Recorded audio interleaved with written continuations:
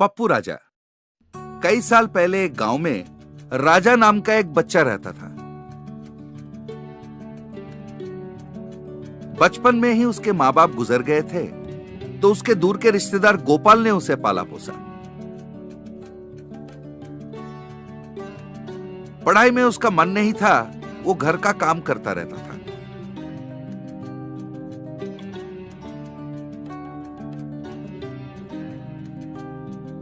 वो थोड़ा मंदबुद्धि भी था, इसलिए हर कोई उसे ए पप्पो पप्पो पप्पू राजा करके चिढ़ाया करते थे। लोगों की बातें सुनकर राजा बहुत दुखी हुआ करता था। एक दिन गोपाल की बीवी सुमति ने कहा, सुन राजा, बाजार जाकर 50 एप्पल ले आना, रसीद लाना मत भूलना। राजा ने दुकान से एप्पल्स खरीदे, फिर रसीद को टोकरी में डालकर वो घर की ओर निकल पड़ा। कुछ दूर चलने के बाद तो वो एक जगह रुका, फिर उसने एक एप्पल खाई और घर की तरफ निकल पड़ा। घर पहुंचने के बाद सुमति ने टोकरी में रखे एप्पल्स गिने। क्यों रे राजा, एक फल कम है, तूने खाया क्या? हाँ मौसी, मैंने एक फल खाया, पर तुम्हें कैसे पता चला मैंने एक फल खाया? रसीद दिखाते हुए सुमति ने कहा, अरे बुद्धू लड़के, ये रसीद बता रही है ना, मैं क्या इतनी भी नहीं समझती? आगे से बिना बताए नहीं खाना। कुछ दिन बाद आमों की टोकरी लेकर वो दुकान से घर की तरफ निकला।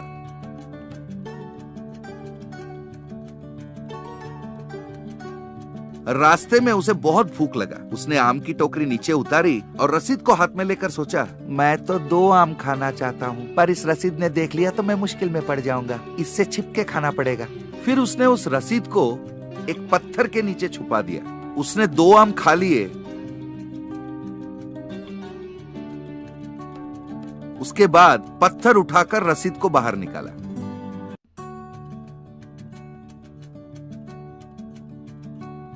घर पहुंचने पर सुमति ने कहा, क्यों रे, फिर से बिना बताए 2 फल खा लिए?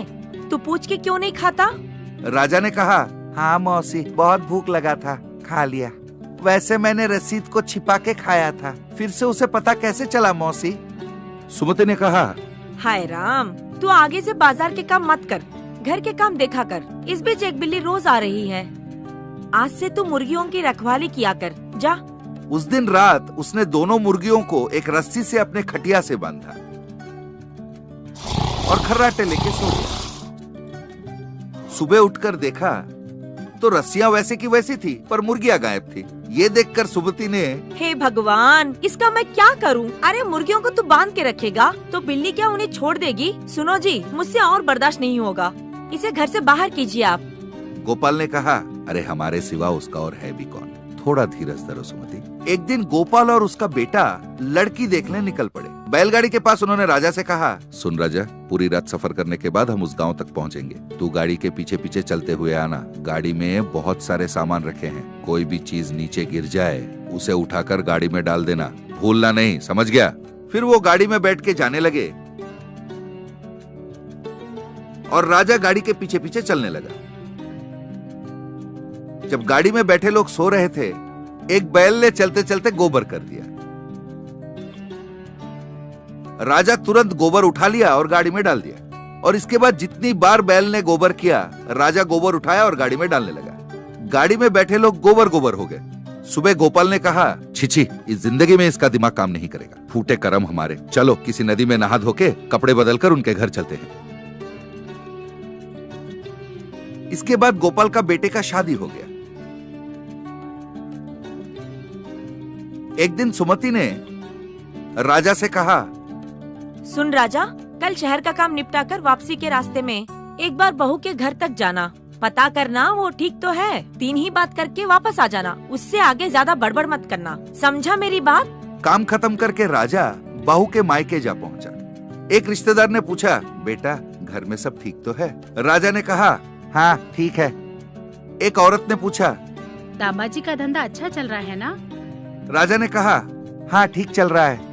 एक और रिश्तेदार ने पूछा, गोपाल और सुमति ठीक तो है? राजा ने कहा, हाँ वो दोनों ठीक है। एक औरत ने पूछा, हमारी बेटी वहाँ खुश तो है ना? बोलो बाबू। राजा को याद आया कि 3 ही बातें बोलने थे। वो मौन धारण करके बैठ गया। एक आदमी ने पूछा, अरे भाई कुछ बोलते क्यों नहीं, कहीं हमारे बिटिया के साथ मारपीट तो नहीं करता है? पर राजा चुपचाप बैठा रहा। एक औरत ने कहा, हे भगवान, मैं तो पहले ही जानती थी कि ये लोग पैसों के लालच में ही ब्याह कर रहे थे। एक और औरत ने कहा, हाँ हाँ सही कहा, तुम लोगों ने हमारी बेटी को कुछ किया तो नहीं? कुछ बोल बाबू, कहीं हमारी बेटी को मार तो नहीं डाला? राजा फिर भी मौन धारण करके बैठा रहा। सारे लोगों ने रोना शुरू कर दिया।